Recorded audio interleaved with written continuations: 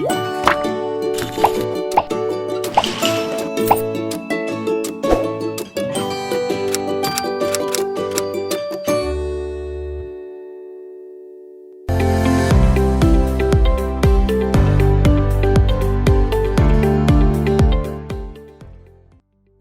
시간에 학습할 목표를 미리 살펴봅니다. 오늘의 학습 목표를 미리 확인한 다음 세부 내용을 확인해 보시기 바랍니다.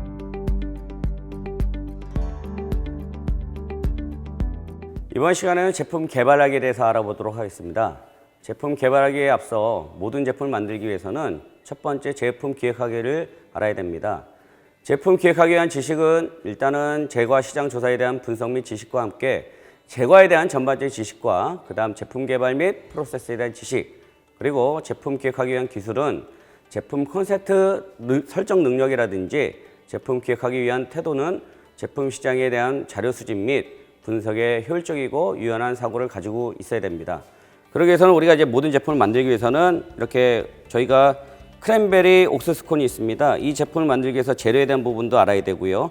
제조 방법에 대한 부분은 어떤 방법을 설정할 것인지 그걸 알아야 되지만이 모든 제품을 만들 수 있기 때문에 우리가 재료에 대한 부분이 이제 이 제품 같은 경우는 우리가 크랜베리하고 아몬드하고 옥수수가 들어갔습니다. 근데 이 제품 외에 다른 스콘을 만들기 위해서는 블루베리라든지 캐슈넛이라든지 호두라든지 피칸, 기타 여러 가지 건조 과일이라든지 견과류를 활용한다라든지 여러 가지 충전물을 어떻게 효율적으로 활용하냐에 따라서 제품을 여러 제품으로 기획을 해서 제조를 할 수 있으며 이 제품이 어떻게 나올 거에 대한 부분을 알 수 있어야 됩니다. 다음은 두 번째 단계로 제품 제조학입니다. 제품 제조하기 위한 어떤 지식을 가지고 있느냐 없느냐, 그다음 원부재료에 대한 지식과 함께 제조 방법에 대한 지식을 가지고 있어야 되는데요.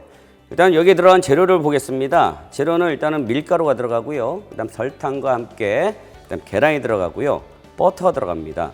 그리고 이제 크랜베리라든지 아몬드, 옥수수, 베이킹 파우더가 들어가는데 이 재료를 활용을 해서 제조 방법은 우리가 크림법으로 제조를 합니다. 그럼 크림법이 뭔지에 대한 부분을 좀 이해를 하셔야 되는데 크림법이라 함은 일단은 마가린, 버터, 쇼트닝을 활용해 가지고 크림화를 합니다.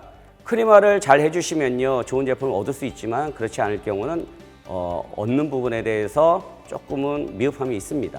그래서 크림화를 잘 해주시면은 그 다음에 단계로 넘어가는 게 설탕이 들어갑니다. 설탕이 들어가서 혼합이 잘 되는과 동시에 계란을 투입을 할 때는 분할 투입을 해주셔가지고 크림화가 잘 될 수 있도록 해주십니다.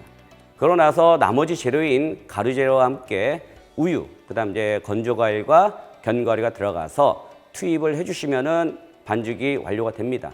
그럼 크림법에 대한 부분을 정확히 이해를 하셔야 되는데요. 크림법이라 하면 우리가 크림을 무조건 크림화만 하느냐 그런 부분도 있지만은 우리가 크림을 만들지 않고 녹여서 하는 방법도 있습니다. 하지만 이제 크림법을 정확하게 인지를 하기 위해서는 그 부분을 좀 아시고서 진행하면은 재료에 대한 부분과 함께 제조 방법을 잘 이해를 할 수가 있는 겁니다. 그렇게 되면은 우리가 이제 제조 기술에 대한 부분이 완전히 습득이 되는 거고요. 원재료에 대한 탄력적 사용 능력이라는 부분이 있는데 그러면 우리가 이제 크랜베리와 아몬드와 그다음 옥수수가 들어갔습니다. 근데 이 재료를 다른 재료로 대체할 경우는 블루베리, 그다음 우리가 들어갈 수 있는 게 무화과라든지 여러 가지 건포도 이런 걸 활용할 수도 있고요. 아몬드 외에 호두라든지 피칸, 캐슈넛, 마카다미아, 기타 땅콩이라든지 여러 가지 견과류를 활용해서 제품을 만들 수도 있습니다. 우리가 지금은 이제 옥수수가 들어갔지만은 보리라든지 아니면 오트밀이라든지 이런 걸 활용해서 우리가 제품을 만들 수도 있기 때문에 원 부재료에 대한 부분을 정확하게 이해를 해주신 다음에 제조를 하시면은 제품에 대한 부분을 다양성을 가질 수가 있습니다. 그렇게 되면은 우리가 생산 장비에 대한 기술을 어느 정도 활용하느냐 그러면은 우리가 이제 유통 경로도 잘 할 수가 있는 거고요. 네, 정확하게 여러분께서 이제 배합이라든지 그 제조 공정 기술에 대한 부분이 습득이 되면은 완전하게 여러분들께서 제품을 만들기도 하지만은 제품을 개발해서 여러 가지 창의성 있는 제품을 만들 수가 있는 겁니다.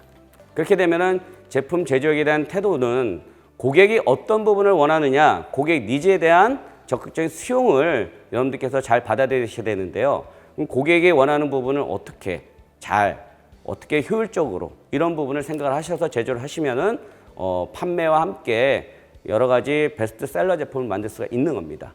그렇게 되면 제품 제조 시에 제조사용에 대한 창의적인 사고도 가지고 있으면은 더욱더 효율적인 창의적 제품으로 인해서 매장에서 제품이 많이 팔릴 수 있는 베스트셀러 제품을 만들 수가 있습니다. 다음은 제품 평가에 대해서 알아보도록 하겠습니다. 제품 평가기라는 우리가 이제 완제품이 나왔을 때 어떤 부분을 정확하게 잘 생산이 되었는지 아니면 어떤 부분에 대해서 제대로 포장이 돼서 소비자한테 가기까지가 중요한 건데요. 제품을 어떻게 평가하냐? 제품이 나왔을 때 윗색과 함께 아랫색 그다음 내상까지도 잘 활용을 하셔야 되는데 완제품이 만들어졌을 때 이 내상까지 잘 익었는지 안 익었는지에 대한 부분을 잘 아셔야 됩니다. 그렇기 때문에 이 제품을 잘 만들었냐 안 만들었냐에 대한 부분이 평가하기라고 보면 되는데요. 생산 현장에 대한 지식과 함께 시제품에 대한 품질 평가 지식도 알아야 됩니다.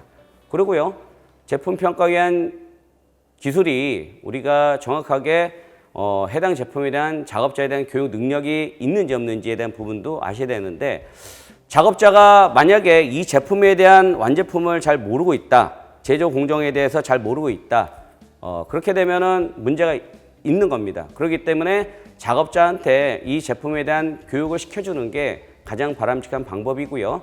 제조 방법과 함께 생산이 어떻게 이루어지며 구워져 나왔을 때 그다음 냉각하는 방법과 함께 이렇게 매장까지 나가는 데 있어 가지고 교육을 시켜야만이 작업자에 대한 부분이 관리가 될 겁니다. 그리고 제품 평가에 대한 태도는요.